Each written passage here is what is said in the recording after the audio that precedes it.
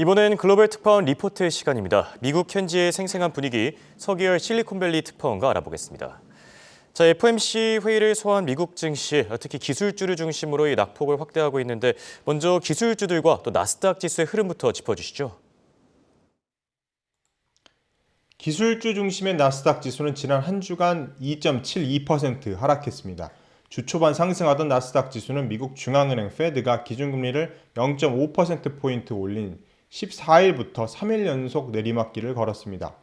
제롬 파월 페드 의장이 긴축적 통화 정책을 더 이어갈 것이라는 신호를 보낸 뒤 시장은 페드의 인플레이션을 잡기 위한 기준금리 인상으로 경기 침체가 심화할 것으로 우려했습니다. 나스닥 지수는 지난 15일 50일 이동평균선 아래로 떨어졌습니다. 나스닥 주요 종목들도 지난주 하락폭을 키웠습니다.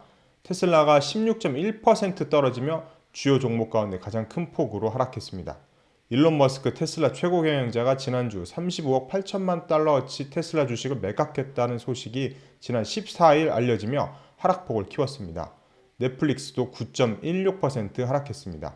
수익성을 개선하기 위해 광고를 포함한 요금제를 도입했지만 가입자 증가가 목표에 미치지 못했다는 보고서에 영향을 받았습니다. 애플은 마이너스 5.38%, 알파벳 A주는 마이너스 2.77%, 아마존 마이너스 1.38%를 기록했습니다. 상승한 종목도 있었습니다. 페이스북의 모회사 메타는 지난 한 주간 3.05% 올랐습니다. JP모건이 메타에 대한 투자 의견을 중립에서 비중 확대로 상향 조정한 덕분입니다. 포토샵으로 잘 알려진 어도비는 시장 전망을 웃도는 분기 실적을 내놓으면서 2.39% 상승한 채 한 주를 마감했습니다. 네, 여기 현지 시간으로 이제 21일이죠. 마이크론이 실적을 발표하는데 지금 월가 애널리스트의 전망 좀 어두운 것 같습니다. 반토막 실적이 불가피하다 이런 평가들도 나오고 있는데 마이크론의 실적과 함께 반도체 업계의 전반적인 흐름 같이 짚어주시죠. 경기 둔화로 반도체 업계가 빙하기를 맞은 가운데 D램 시장 세계 3위 기업인 마이크론이 오는 21일 장 마감 후 2023 회계연도 1분기 실적을 발표합니다. 마이크론의 1분기는 9월에서 11월입니다. 주요 반도체 업체 가운데 가장 먼저 실적을 발표하는 마이크론은 반도체 업계의 실적을 미리 살필 수 있는 선행 지표로 여겨집니다. 미국의 월스트리트의 애널리스트들은 마이크론이 지난 분기에 매출 41억 4천만 달러를 올렸을 것으로 예상하고 있습니다. 이는 전년 동기 매출 76억 8,700만 달러에 비교해 46.1% 줄어든 수치입니다. 마이크론은 지난 실적 발표 때 이번 분기 매출을 42억 5천만 달러 내외로 전방했습니다. 전년 동기에 2.16달러를 기록했던 주당 순이익은 이번엔 주당 1센트의 순손실로 적자 전환이 예상됩니다. 도이치방크는 지난주 마이크론 목표 주가를 주당 60달러에서 55달러로 낮추면서 투자 의견을 매수에서 보유로 하향 조정했습니다. 현재의 경기 침체가 예상보다 더 오래 강도 높게 이어질 것이기 때문에 메모리 시장에서 신중하게 접근해야 한다고 평가했습니다.